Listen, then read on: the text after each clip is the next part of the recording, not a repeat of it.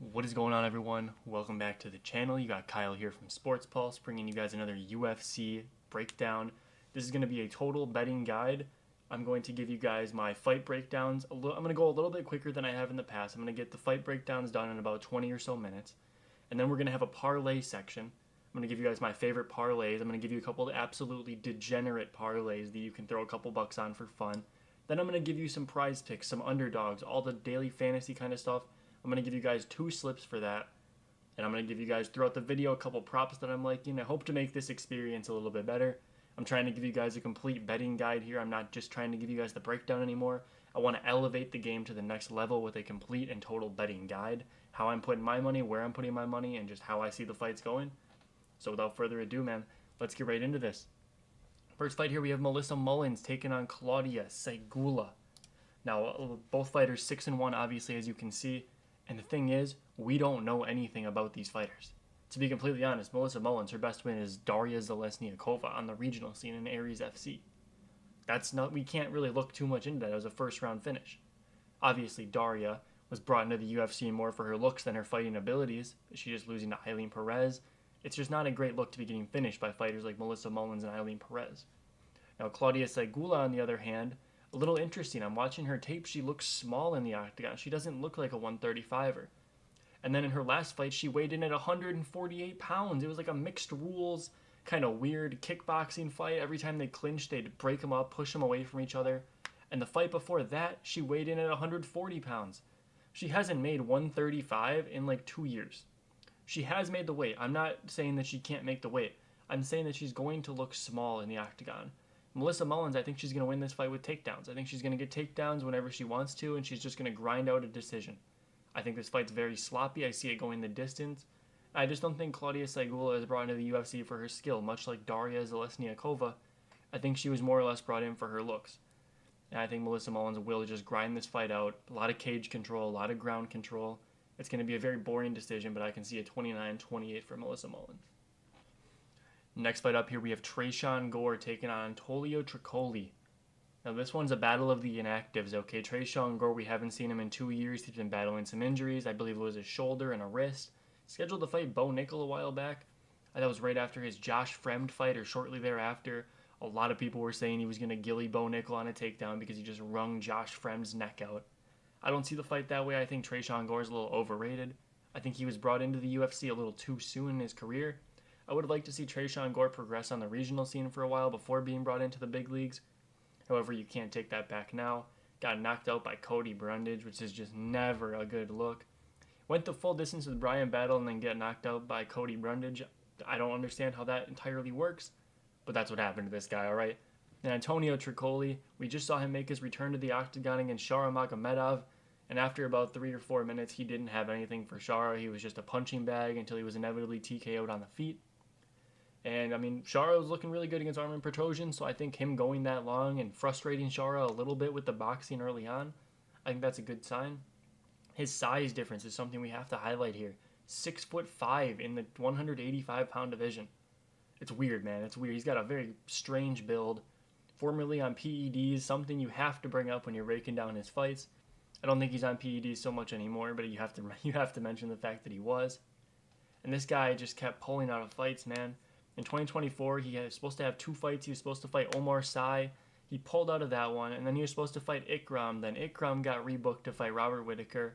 So I guess I can't really say that he's been pulling out of all these fights, but he just hasn't had luck getting a fight until that Shara Magomedov. Obviously, we saw him on the Contender Series. That fight is the one that got overturned into a no contest because of that result of the drug test, whatever you want to call it. And then he went to the regional scene, got a round 1 submission. Tricoli's more of a jiu-jitsu player, but he knows how to use that jab, stay at the distance. This fight, I'm going to go for a little bit of an underdog pick. I think Tricoli can sneak out a decision here. I don't see either of these guys getting finished. I do like the over on this fight. I don't think Tresean Gore is going to submit Antonio Tricoli. We just haven't seen that. Obviously, for me, this fight is going to be no bets. I don't feel comfortable betting on this fight with as inactive as Tresean Gore has been, as inactive as Antonio Tricoli was. That fight against Shara was short notice. We don't really know what this guy's about. We don't really know how this guy's going to look off a full training camp. And I think it's important to just kind of take notes for this one so we can bet on them or bet against them in their next fights.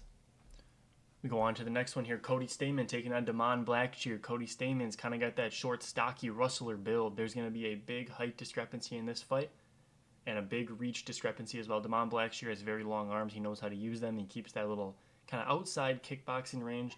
Cody Stamann's going to want to get in, get close, get in on these takedowns. I do think Cody Stamann can take down Damon Blackshear, but I think after that he's going to be aware of it. He's going to be ready for it. And I can see Damon Blackshear stuffing those takedowns in rounds 2 and 3. I think Damon Blackshear can sneak out a decision here. I don't see a finish on either side. I don't think Stamann's got much finishing capabilities. Damon Blackshear has that submission threat, but as a high-level wrestler, I don't see Stamann getting submitted. He's not going to catch him in a guillotine or anything like that. Damon Blackshear, when you look at him, he doesn't look like a guy you want to bet on. He has that 14-7, kind of looks like a WMMA record, if you want to say it like that. I think Damon Blackshear has some quality losses, though. Losing to Montel Jackson, he got smoked in that fight. I won't lie to you, that was not a good look, but Montel's a dangerous man. He lost to Mario Bautista. I thought he won that fight. In my opinion, I had him winning that fight against Mario Bautista. He also took that on a week's notice after fighting the week before. As we've seen it with like the JDM against Basil Hafez, that double weight cut really affects these fighters. That's not easy to do. A double weight cut's very difficult to do. And then he has lost to Danny Sabatello back in the day in Titan FC. And then CFFC, he lost to Pat Sabatini. That Pat Sabatini loss, is just aging better in my opinion. We saw what he just did to a guy like JSP. Of course, in the VIP we had some money on Pat Sabatini. You have to, man. The guy's good. Cody Stamann, nothing too crazy from this guy either, other than he also has good losses. Losing to Merab Dvalishvili, the champion. He's losing to Saidnur Magomedov. The guy's got a nasty choke. Guess what? He got guillotined. So obviously I was saying before, I don't see it happening.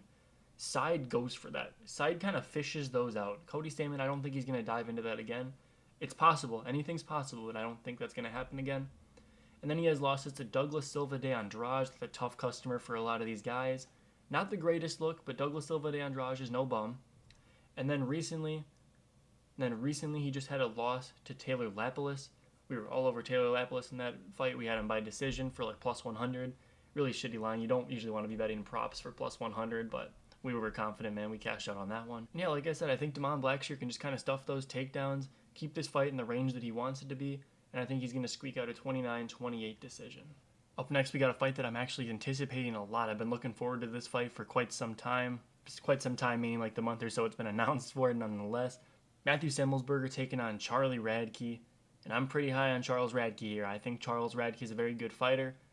Unfortunately, I made the mistake of thinking that he could take down Carlos Prates in that last fight. I did the breakdown for that. I was all over Charles Radke. I shouldn't say all over. I just had like a tiny little sprinkle on him. Unfortunately, Carlos Prates is the real deal. We'll get to him a little bit later. I'm a huge fan of Carlos Prates, man. You're going to find that out when we get to the main event. Matthew Semelsberger is very heavy-handed. He's coming forward. He's throwing with heat. He's knocked down most of his opponents in the UFC. If he doesn't knock them out, he's knocking them down at least. A couple of his decisions have been a little questionable. I believe against Jeremiah Wells, he actually knocked him down twice and still lost that fight, which is a little crazy. Split decision loss. Probably not the right decision there, but I think Matthew Semelsberger has a lot of power. I think Charles Radke is defensively sound. He's going to be at a pretty decent height disadvantage here, about 4 inches of height disadvantage. But I don't think that's going to matter so much. I think Charles Radke is going to get in on the takedown.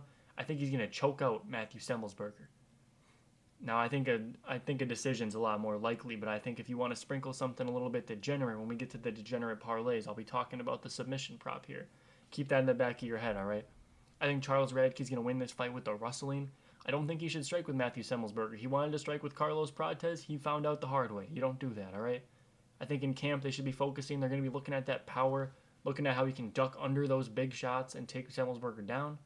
And I think he can grind out a decision here with a potential for that submission threat. Next fight up, we have another one I'm really looking forward to seeing. Now we have Alessio Zaleski dos Santos taking on Zachary Scrogan. Now let me tell you something about Zach, okay?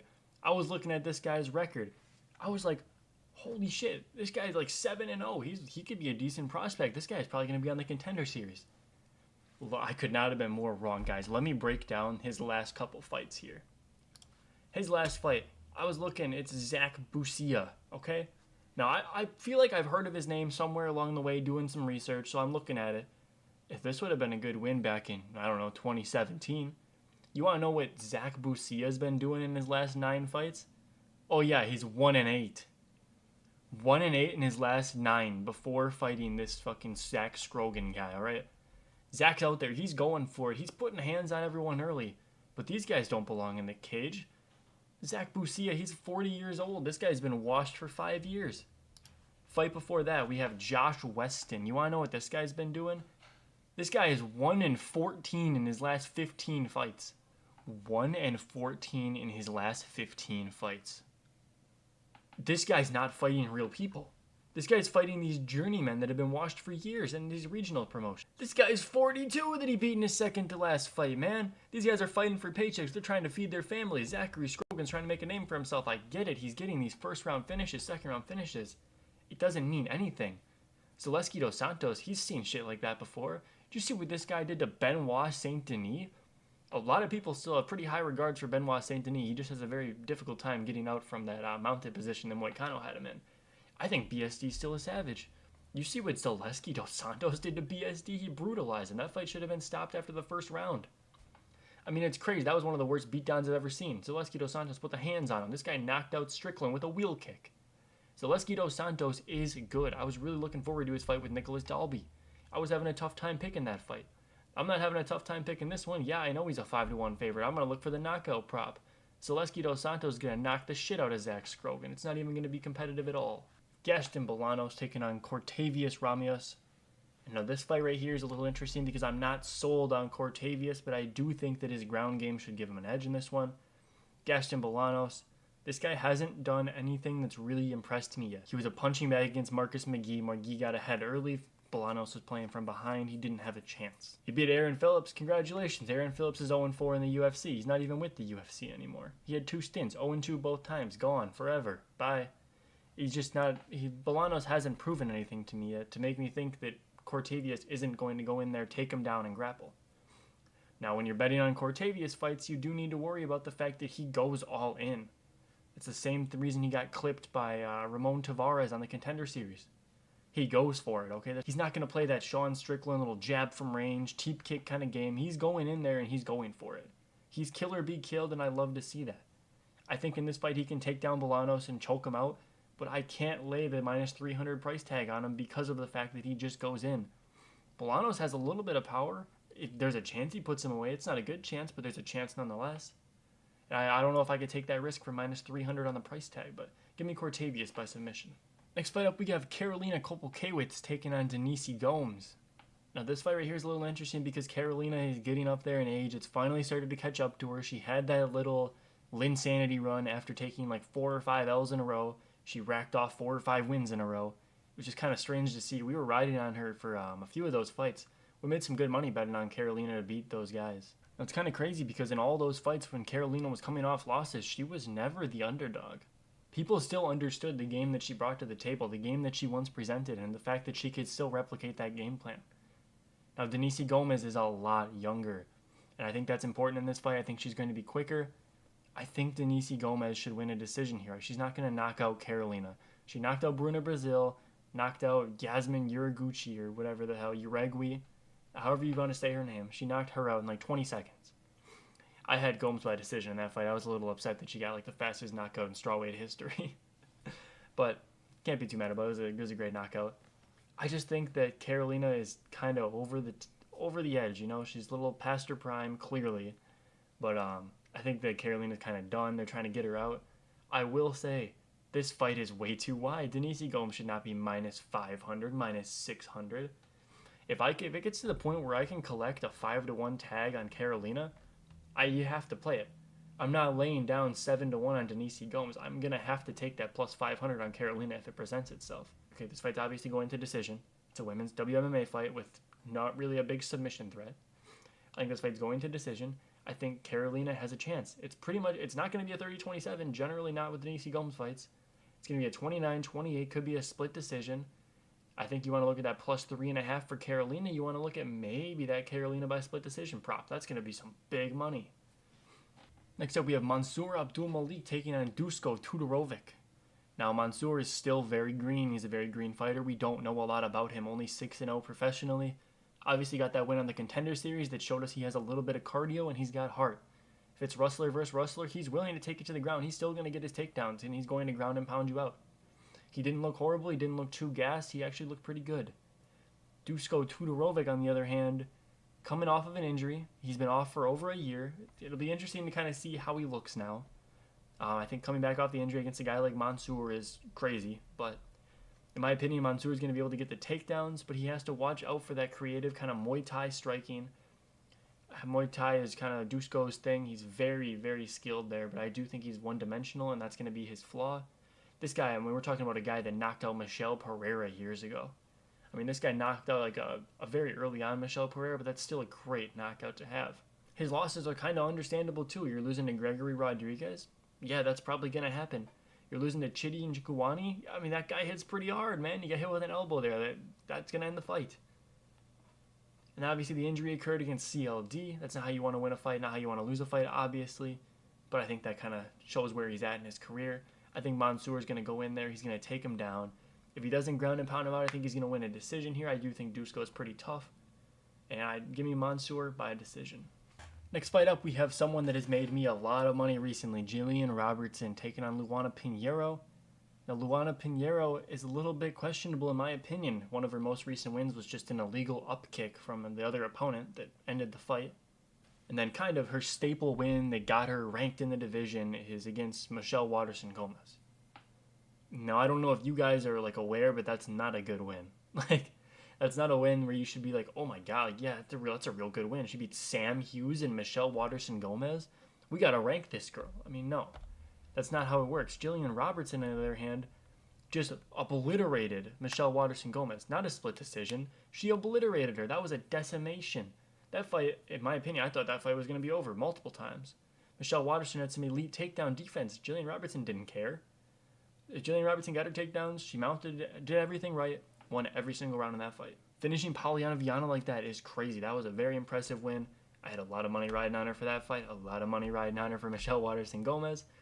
Jillian Robertson has just been pretty much a cash cow for me, alright? She had some difficulties before when she was up a weight class, taking people down. She couldn't really get the takedowns.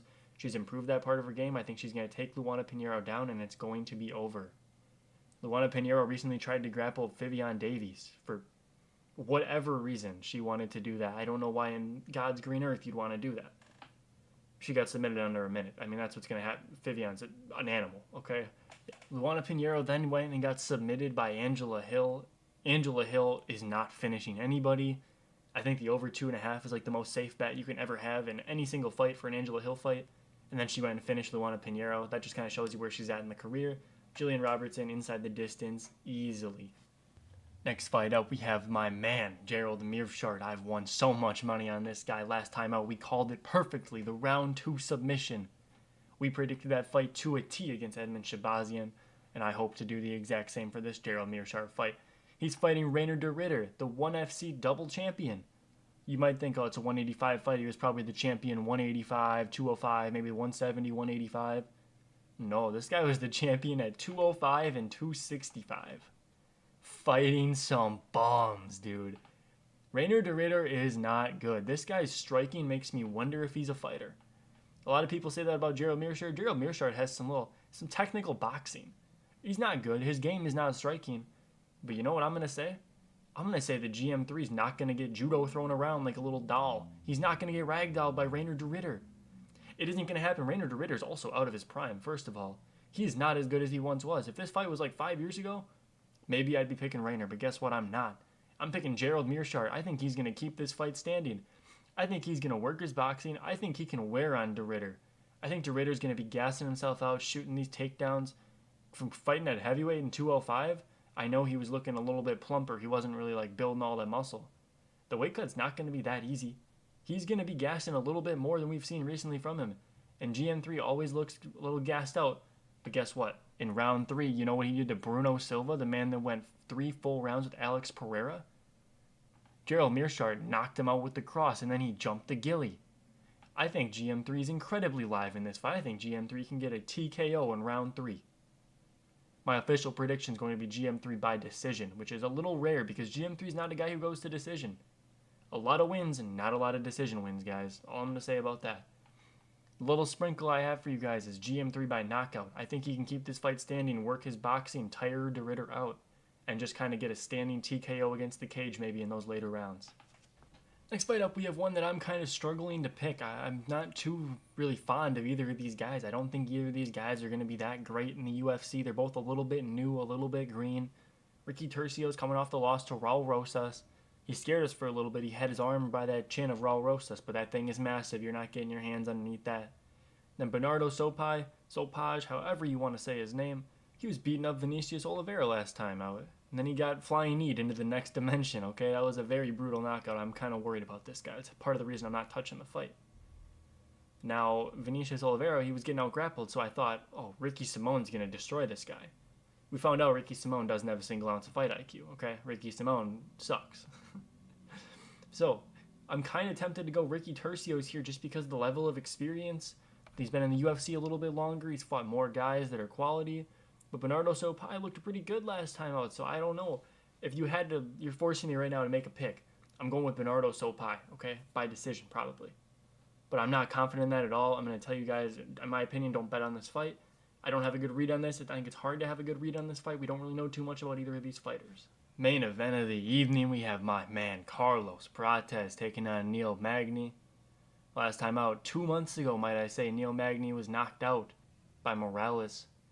Now, Carlos Prates a couple months ago was knocking people out himself. He knocked out the Leech in Australia. People were saying the Leech couldn't be knocked out.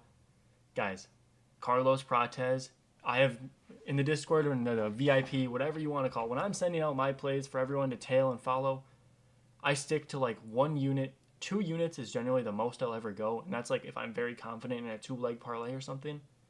I had 10 units on Carlos Prates. I have done that once in my life. Carlos Prates opened minus 170 against the Leech. I hammered that. 10 units on him. He paid out. He respects the coin. Knocked the Leech out in the second round. That fight was not competitive. Neil Magny, I see this fight going very similar. I think Carlos Prates can deter the clinch. Neil Magny was having early success against Morales by holding him on the cage, pushing him up until he broke it with that spinning back fist that kind of dropped Magny. I don't think Prates is even going to get put in that position. The way when this guy initiates the clinch, he finds the liver with his knees. Said this in the last breakdown. He uses his knees like uppercuts. When he gets in the clinch, he's going tie plumb. He's shooting the knee right up the center. A lot of guys will kind of put their hand up and they'll throw uppercuts from underneath. He doesn't even need to. He puts one hand up and he just drops knees.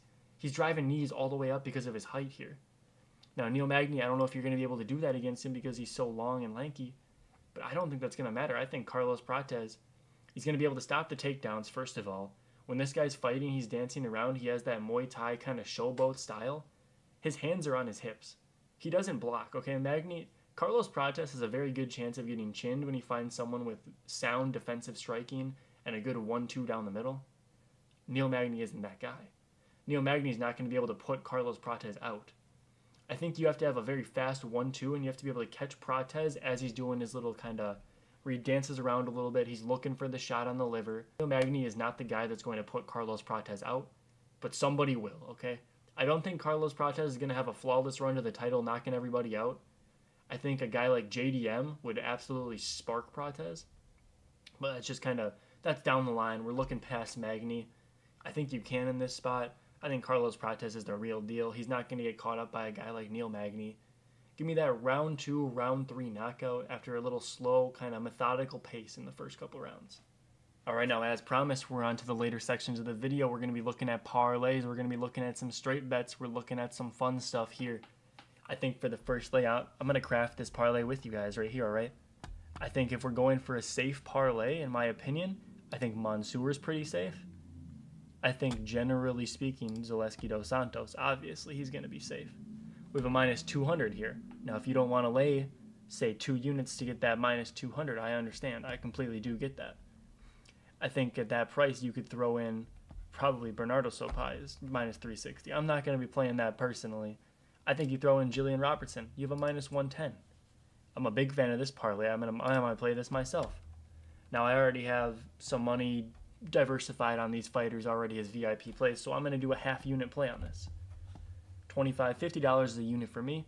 25 will pay out $22.68 plus my 25 back. I'm going to lock that in. All right, now, if we want to get a little crazy, unfortunately on BetOnline, I'm in a state where you can't use FanDuel or DraftKings, so I got to use the offshore books. If we go to Bovada, however, you're able to parlay things like knockout and submission, all that stuff, but they don't have the odds out. BetOnline has all the early odds.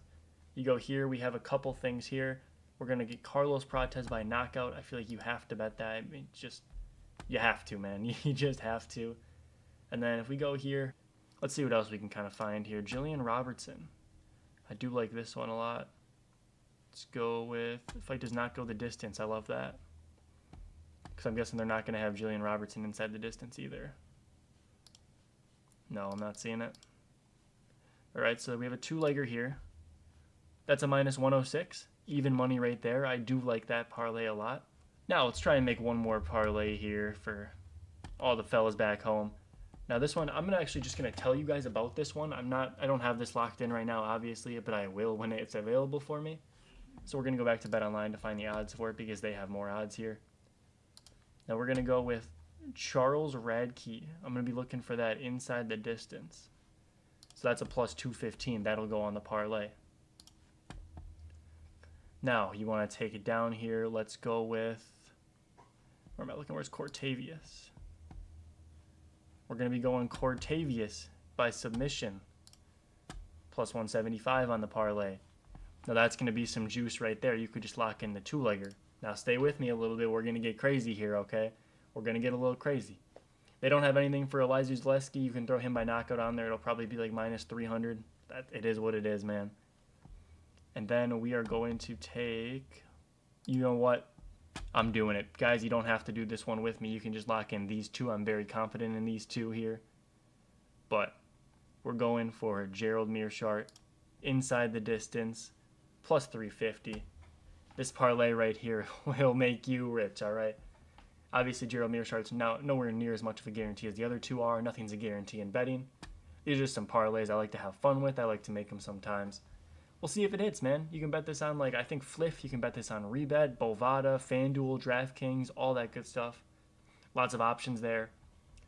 And now, getting on to the straight bets. I'm going to give you guys a couple bets where I think it's not going to be the VIP bets. I'm not going to give you all those. I'm going to give you guys a little sample, though, okay? Just a little bit kind of where I'm putting my money, what I think is going to happen here. I think you can bet Cortavius down the center. I think he's a good bet. I think Melissa Mullins, I think, is pretty safe here. Obviously, this could turn into another parlay if you want to do them like that, but these are just some straights that I don't mind for the price.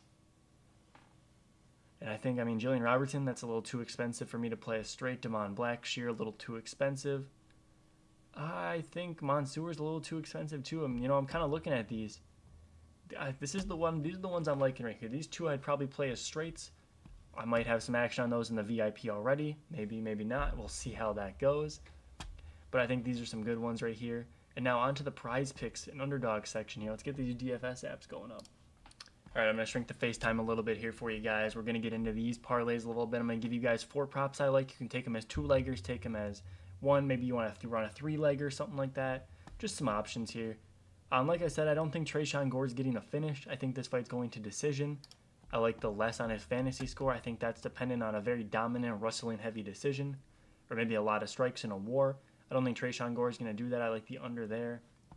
We go down here. Obviously, you can tell that I'm very high on Jillian Robertson already. I like the more on her fantasy score. I think her getting a finish is almost a guarantee. It's probably going to come pretty early. Or not often, I should say. It's probably going to come pretty early. And then let's get into the fight time here. I think if you don't like the fantasy score under, you could go over on time. I don't think Tricoli's going to choke him out or anything like that. I think this is pretty safe as well. Obviously, you can't play these on the same slip. I'm just giving you guys some options here. Similar thinking here. I don't think DeRitter is going to get a finish. I think if he wins, it's going to be a sloppy decision. I like the less on his fantasy score there. And then, well, I'll give you guys one more. We'll go for 6. Why not? 6 props is pretty fair. I think you have to go with the under on Magny 6 strikes, but they don't have it on here. I think if we go to Underdog, we can find that prop. Another one I was liking is the Jillian Robertson under 2 takedowns. I think she only needs 1 takedown to finish this fight. I don't think she's going to be getting back up. I think Pinero's kind of done after 1 takedown. And then, where are we looking? Where's Magny? 25.5. I do think he goes under. I think that Carlos Prates is going to get him done early. I think Prates at the 40.5 mark is a little scary because he could land a good combination after Magny's knocked down. We've seen that time and time again. To get a finish, the ref doesn't stop it right away. It's not a clean knockout. He's going to ground and pound him for like a 10 strike something. I just think that's a little tough. I think, let's see if there's one more on here I like for a 3-man.